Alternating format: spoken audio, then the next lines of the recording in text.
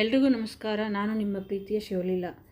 ಎಲ್ಲರೂ ಹೇಗಿದ್ದೀರಾ? ಎಲ್ಲರೂ ಚೆನ್ನಾಗಿದ್ದೀರಾ ಅಂತ ಅಂದ್ಕೊಂಡು ವಿಡಿಯೋ ಸ್ಟಾರ್ಟ್ ಮಾಡ್ತಾಯಿದ್ದೀನಿ. ಇವತ್ತಿನ ವಿಡಿಯೋ ಬಂದುಬಿಟ್ಟು ಈ ಕ್ವಿಕ್ ಆಗಿರೋ ಒಂದು ರೆಸಿಪಿಯನ್ನು ತೋರಿಸ್ತಾ ಇದ್ದೀನಿ.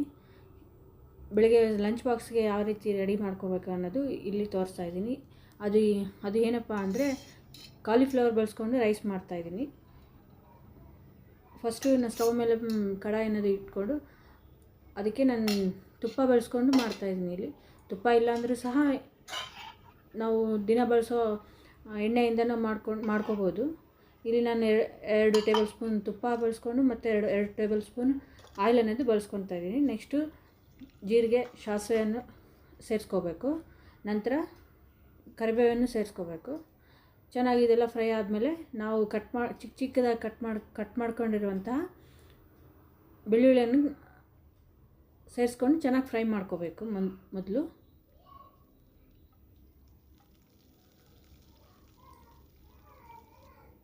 ಈ ರೀತಿಯಾಗಿ ಫ್ರೈ ಮಾಡ್ಕೊಂಡ್ಮೇಲೆ ಆನಿಯನ್ ಅನ್ನೋದು ಸೇರಿಸ್ಕೊಂಡು ಚೆನ್ನಾಗಿ ಫ್ರೈ ಮಾಡ್ಕೋಬೇಕು, ಬ್ರೌನ್ ಕಲರ್ ಬರೋವರೆಗೂ.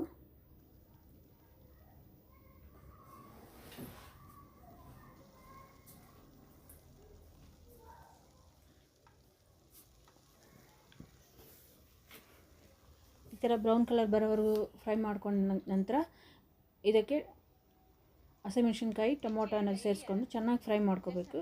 ಇದು ಏನಿಲ್ಲ, ಕಾಲಿಫ್ಲವರ್ ತೊಗೊಂಡು ಚೆನ್ನಾಗಿ ತೊಳೆದು ಒಂದು 5 ನಿಮಿಷ ಬೇಯಿಸ್ಕೊಂಡು ಪಕ್ಕಕ್ಕೆ ಇಟ್ಕೋಬೇಕು. ಅದನ್ನು ಕಾಲಿಫ್ಲವರ್ ಅನ್ನೋದು ನೋಡಿ, ಈ ಥರ ಚೆನ್ನಾಗಿ ತೊಳೆದು ಬೇಯಿಸ್ಕೊಂಡು ಪಕ್ಕಕ್ಕೆ ಇಟ್ಕೊಂಡ್ರೆ ಬೇಗನೆ ಆಗೋಗುತ್ತೆ.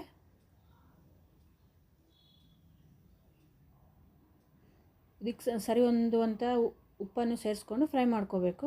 ನಂತರ ಇದು ಬೇಯಿಸ್ಕೊಂಡಿರೋ ಕಾಲಿಫ್ಲವರನ್ನು ಇದಕ್ಕೆ ಸೇರಿಸ್ಕೊಂಡು ಚೆನ್ನಾಗಿ ಫ್ರೈ ಮಾಡ್ಕೋಬೇಕು. ಲಿಡ್ಡನ್ನು ಕ್ಲೋಸ್ ಮಾಡ್ಕೊಂಡು ಚೆನ್ನಾಗಿ ಫ್ರೈ ಮಾಡಿಕೊಂಡ್ರೆ ಕಾಲಿಫ್ಲವರ್ ಅನ್ನೋದು ಇನ್ನೂ ಚೆನ್ನಾಗಿ ಫ್ಲೇವರ್ ಅನ್ನೋದು ಆ್ಯಡ್ ಆಗುತ್ತೆ ಅದರಲ್ಲಿ.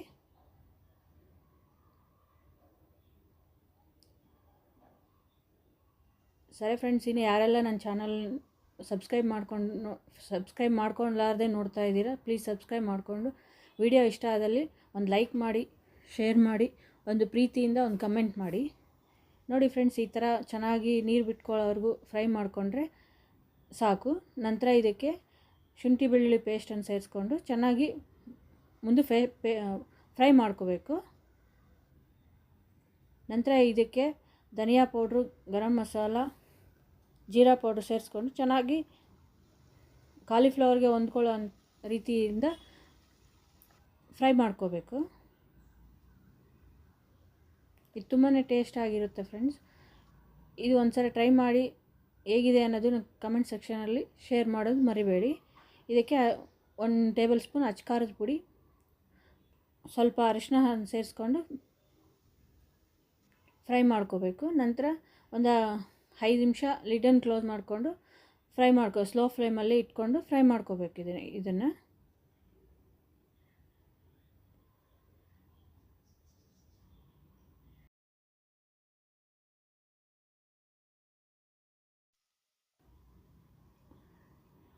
ನಂತರ ಇದಕ್ಕೆ ಟೊಮೊಟೊ ಸಾಸ್ ಅನ್ನೋದು ಹಾಕ್ಕೋಬೇಕು. ನಂತರ ಇದಕ್ಕೆ ಸೋಯಾ ಸಾಸು, ವಿನೆಗರ್ ಸೇರಿಸ್ಕೊಂಡು ಚೆನ್ನಾಗಿ ಸರಿ ಹೊಂದ್ಕೊಳ್ಳೋ ರೀತಿಯಲ್ಲಿ ಫ್ರೈ ಮಾಡಿಕೊಂಡು ನಂತರ ಇದಕ್ಕೆ ಮಾಡಿಟ್ಕೊಂಡಿರುವಂಥ ರೈಸನ್ನು ಸೇರಿಸ್ಕೊಂಡು ಚೆನ್ನಾಗಿ ಫ್ರೈ ಮಾಡಿಕೊಂಡು ರೆಡಿ ಮಾಡಿಕೊಂಡ್ರೆ ಮಕ್ಕಳಿಗೆ ಲಂಚ್ ಬಾಕ್ಸ್ ಅನ್ನೋದು ರೆಡಿ ಆಗುತ್ತೆ ಫ್ರೆಂಡ್ಸ್.